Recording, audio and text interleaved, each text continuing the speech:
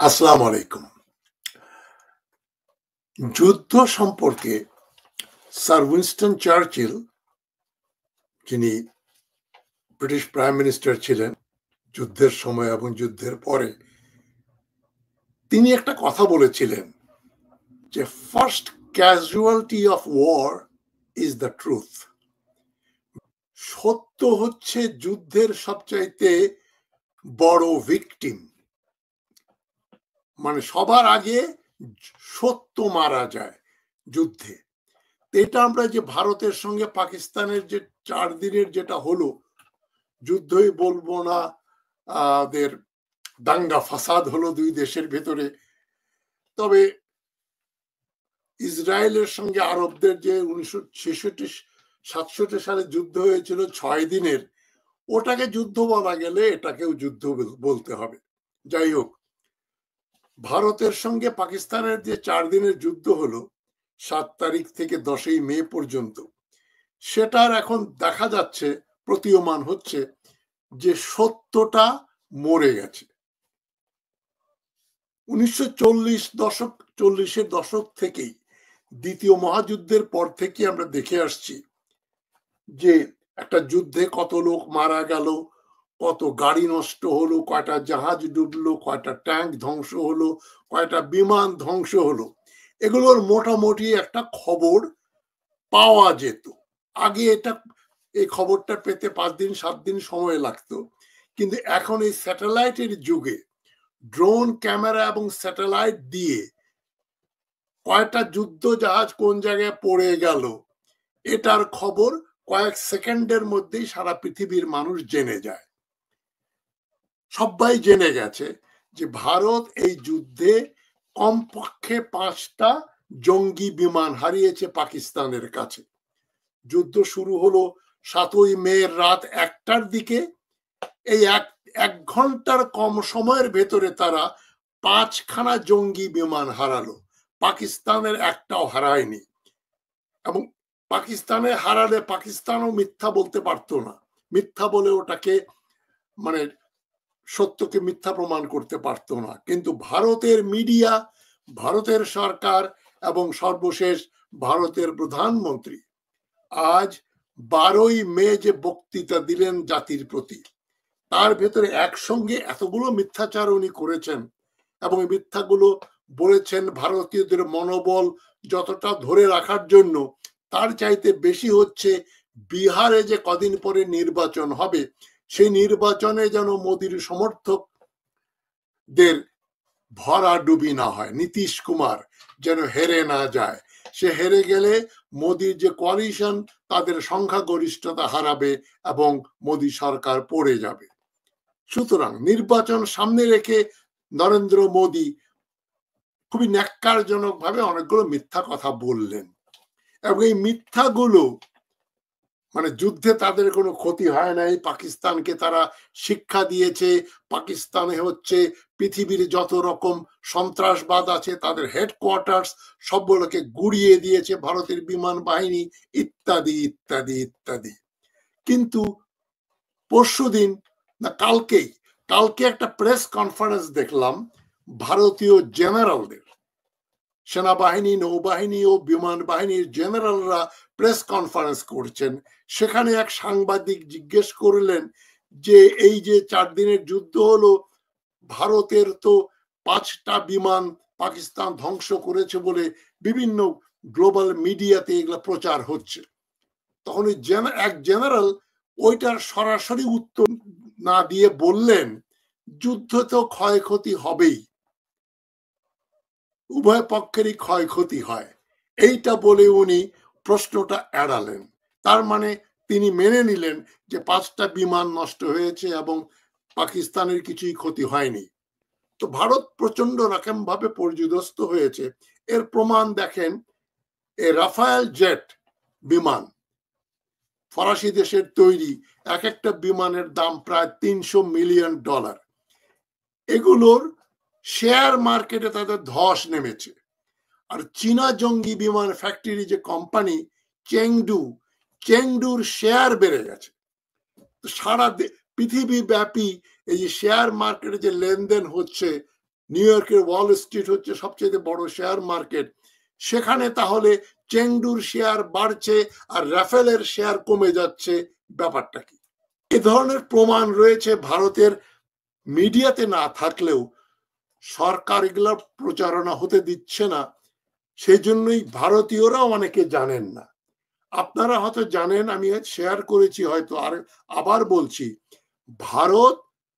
ভারতের যে যুদ্ধে ক্ষয়ক্ষতি হচ্ছে, ভারত যে ভীষণভাবে পর্যুদস্ত হচ্ছে এবং হয়েছে, সেই খবরটা ভারতীয়দের কাছ থেকে ব্ল্যাক আউট করে রাখার জন্য, তাদের কাছে যেন তথ্যটা না যায়, বাংলাদেশ সহ পৃথিবীর বিভিন্ন জায়গা থেকে যারা ইউটিউবার, যারা এটা নিয়ে আলোচনা করেছেন, ইউটিউব চ্যানেল ভারতে এখন নিষিদ্ধ ঘোষণা করেছে।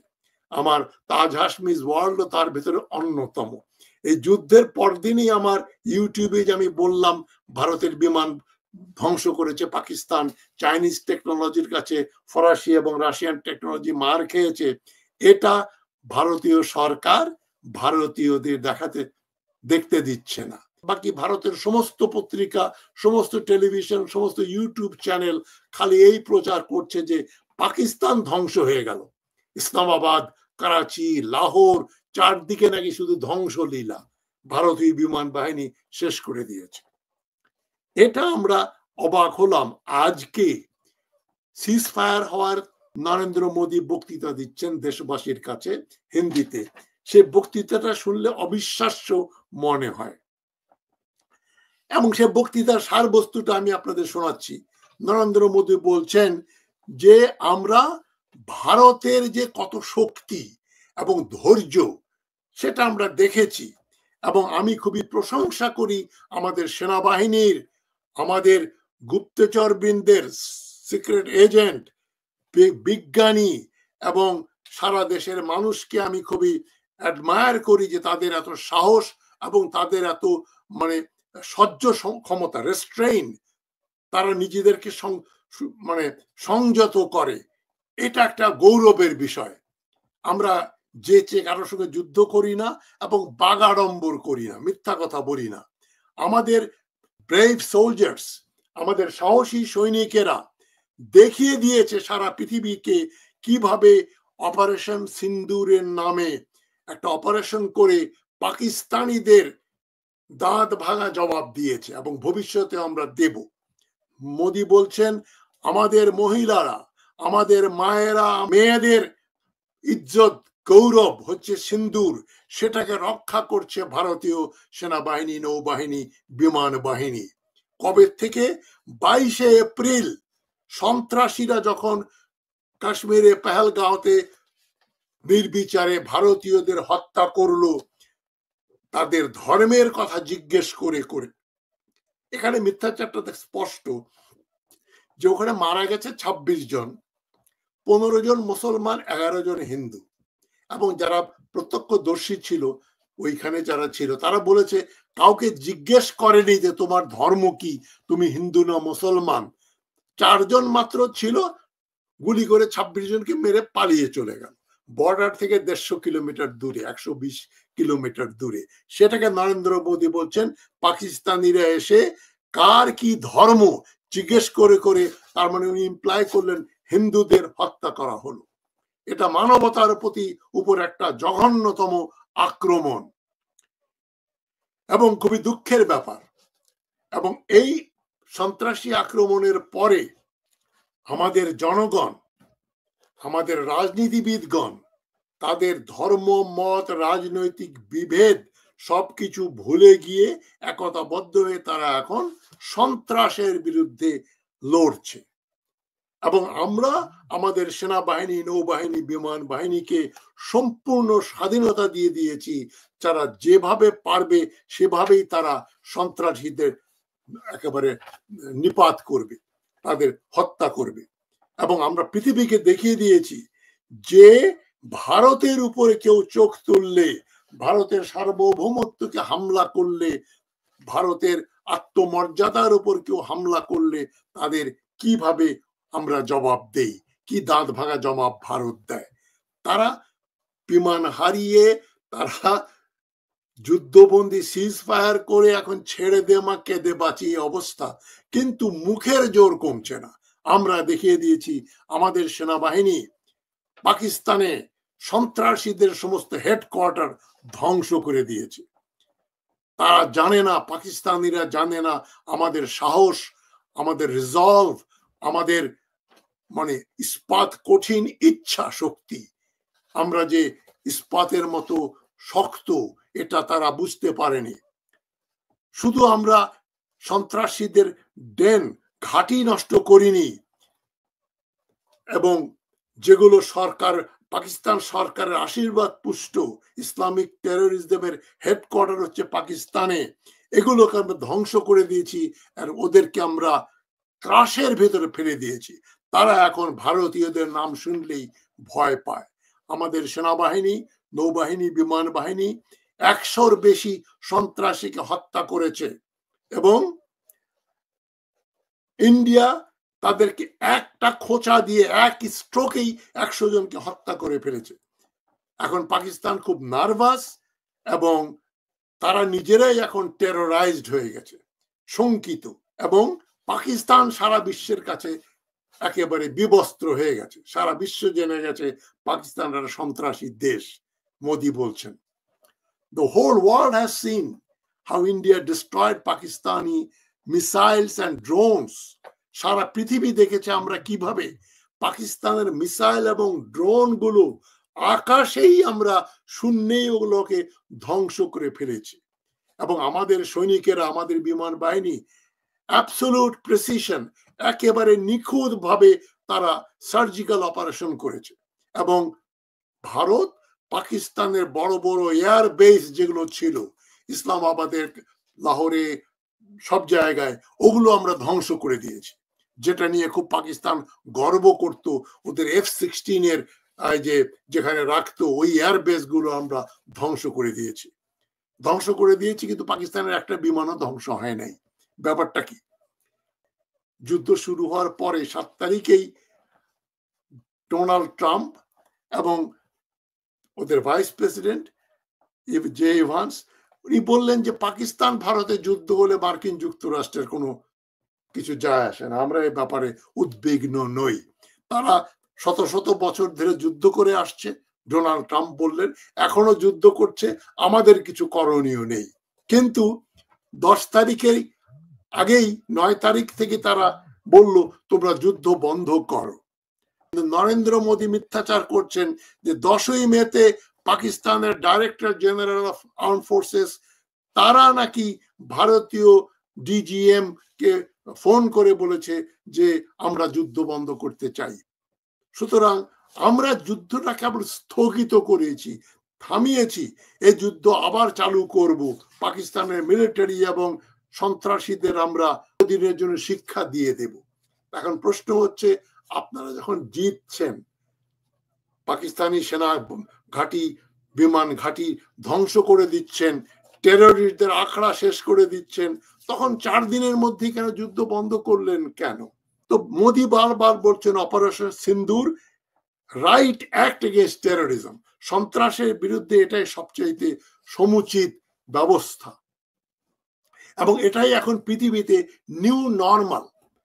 ভারতের বিরুদ্ধে সন্ত্রাসী আক্রমণ করলে আমরা এইভাবেই অপারেশন সিন্দুরের মতো ওগুলোকে আমরা ধ্বংস করে দেই, এবং আমরা আমাদের ইচ্ছা অনুযায়ী, আমাদের চাহিদা অনুযায়ী আমরা এই কাজগুলো করি, আর কারো নির্দেশে করি না। আর ভারত কাউকে ভয় পায় না, এবং আমাদেরকে নিউক্লিয়ার ব্ল্যাকমেইল করে পাকিস্তান সুবিধা করতে পারবে না। পাকিস্তান তা বলেছে তারা পারমাণবিক অস্ত্র ব্যবহার করবে। পাকিস্তানের সুবিধা হলো এই যে সেখানে গণতান্ত্রিক দেশ নয়, এবং সিভিলিয়ান গভর্নমেন্ট কোনো যুদ্ধের ব্যাপারে বড় ডিসিশন নেয় না। তাদের সেনাবাহিনী প্রধান, সেনাবাহিনী, নৌবাহিনী, বিমান বাহিনী সিদ্ধান্ত নেবে পাকিস্তান পারমাণবিক অস্ত্র ব্যবহার করবে কিনা।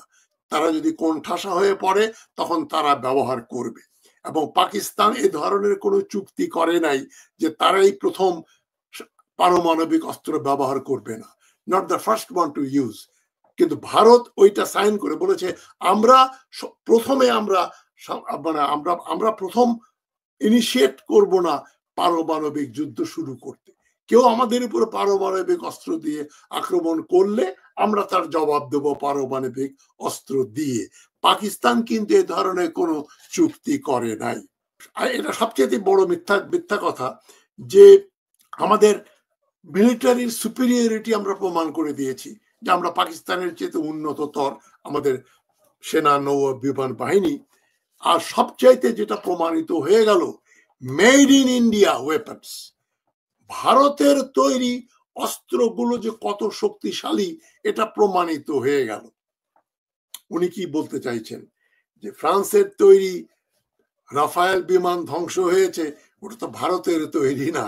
অনেকে তো এইভাবে জিনিসটা ব্যাখ্যা করতে পারে যে ভারতের তৈরি জিনিস নষ্ট হয় নাই, রাশিয়ার তৈরি S-400 missile air defence system Pakistan ধ্বংস করে দিয়েছে। আমাদের 3টা রাফেল বিমান এবং 2টা রাশিয়ান MiG-29 এবং সুখয় 30 তারা ধ্বংস করেছে। মেড ইন ইন্ডিয়া অস্ত্র এখানে ধ্বংসপ্রাপ্ত হয় নাই। এটা যদি উনি মিন করে থাকেন তাহলে ভালো, তবে তিনি এটা লুকালেন কেন যে ফরাসি এবং রাশিয়ান অস্ত্র শস্ত্র আমাদের অনেক ক্ষয়ক্ষতি হয়েছে, কয়েক বিলিয়ন ডলার আমরা হারিয়েছি। উনি আরো বলছেন এই যুগ যুদ্ধ এবং সন্ত্রাসবাদের যুগ নয়, এবং সারা বিশ্বে সন্ত্রাসবাদের প্রতি জিরো টলারেন্স রয়েছে। আমরা কোনোভাবেই সন্ত্রাসকে সমর্থন করব না, তাদেরকে আমরা ধ্বংস করে দেব। কিন্তু পাকিস্তান সেনাবাহিনী, নৌবাহিনী, বিমান বাহিনী, পাকিস্তানের সামরিক বাহিনী এই সন্ত্রাসীদের লালন পালন করে এবং একদিন এরাই পাকিস্তানকে ধ্বংস করে দেবে।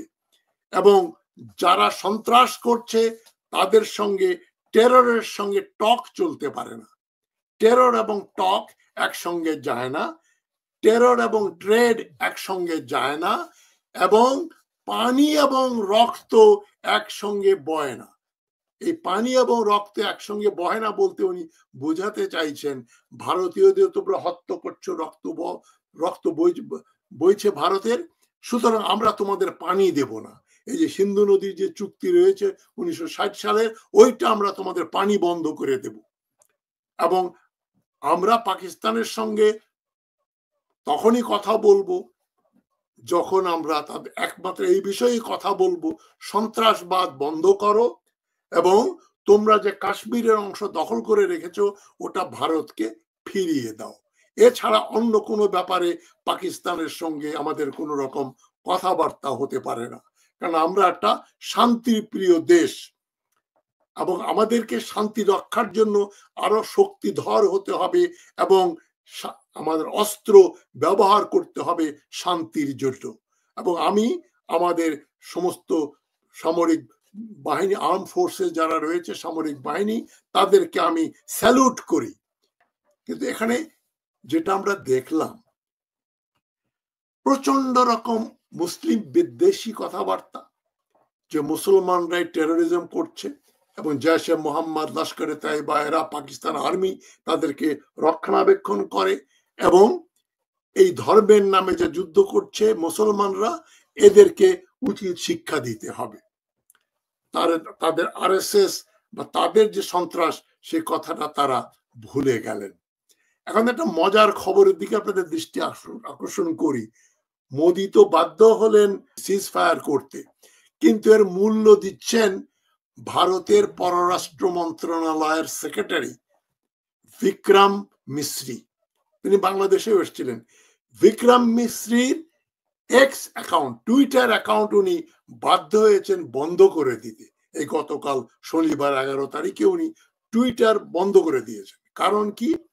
ভারতের দক্ষিণপন্থী হিন্দুত্ববাদীরা তাকে টুইটারে ভীষণ রকম ভাবে আক্রমণ করছে, তাকে বলছে তুমি একটা পাকিস্তানি দালাল, তুই একটা বিশ্বাসঘাতক, তুই যুদ্ধ বন্ধ করলি কেন? যুদ্ধ বন্ধ করা তো ফরেন সেক্রেটারি করেন না, ডিফেন্স সেক্রেটারি করেন না, এটা প্রধানমন্ত্রী এবং ক্যাবিনেটের ডিসিশন। জেনারেলরা মিলে ক্যাবিনেট মিলে ডিসিশন নিয়েছে। কিন্তু রোষ, মানুষের রাগ হচ্ছে ফরেন মিনিস্টারের সেক্রেটারির উপর, যে ভারত যদি যুদ্ধে জিতেই যাচ্ছে, এত যখন তখন কেন যুদ্ধ বন্ধ হলো? কেন ভারতীয়রাও কনফিউজড। ভারতের মিডিয়া, সরকারি এবং বেসরকারি মিডিয়া যে অপপ্রচার করছে, তারাই বিভ্রান্ত। আমরা জিতে যাচ্ছি, এই যে জৈশে মোহাম্মদের টেরোরিস্ট নেতা আব্দুর রউফ আজহারকে আমরা হত্যা করেছি, আর হঠাৎ করে আমরা এই করে ফেললাম, সিজ ফায়ার করে ফেললাম, আমরা পাকিস্তানের কাছে সারেন্ডার করছি। কিন্তু সবচেয়ে মজার ব্যাপার আমরা দেখলাম, ট্রাম্প মোদির এই ভাষণের আধা ঘন্টা আগেই বলেছে যে আমরা নিষেধাজ্ঞার কথা বলে, বাণিজ্য নিষেধাজ্ঞার ভয় দেখিয়ে ভারতকে সিজ ফায়ারে বাধ্য করেছি। তবে এটা একটু মানে কন্ট্রাডিক্টরি মনে হয়। সিএনএন বা অন্য জায়গার রিপোর্ট অনুযায়ী যে ভারতই চেষ্টা করেছে সিজ ফায়ারের জন্য। তো পশ্চিম বাংলা যেটা হচ্ছে, তারা প্রকাশ্যে বলছে নরেন্দ্র মোদী এতই যদি বাপের বেটা হও, তাহলে ট্রাম্পের কথা যুদ্ধ বন্ধ করলো কেন? প্রচন্ড বিদ্বেষ বাঙালি হিন্দুদের পশ্চিমবঙ্গে, কলকাতায়। হোক, ইনকিলাব জিন্দাবাদ, এটা বলেই আজকের কথা শেষ করছি। ভালো থাকবেন সবাই। আসসালামু আলাইকুম।